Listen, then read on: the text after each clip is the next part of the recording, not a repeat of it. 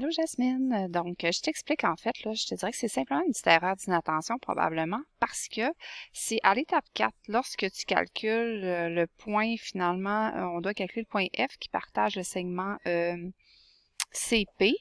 Là, tu as pris, pour la première en X, tu vois, tu as pris le moins 9 qui appartient vraiment à la coordonnée P, moins 9.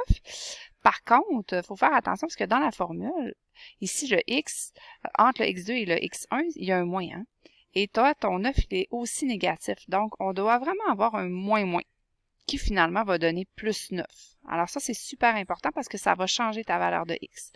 Donc, ici, ça va être écrit moins 38,5 plus 9.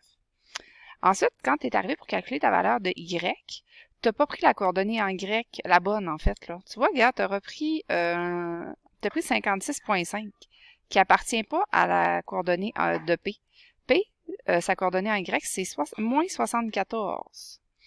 Alors, comme est indiqué finalement ici dans l'énoncé, là, ça veut dire qu'ici, je devrais voir moins 74. Et ici, je devrais voir moins 74, qui fait plus. Étant donné que deux moins collés, ça me donne un plus.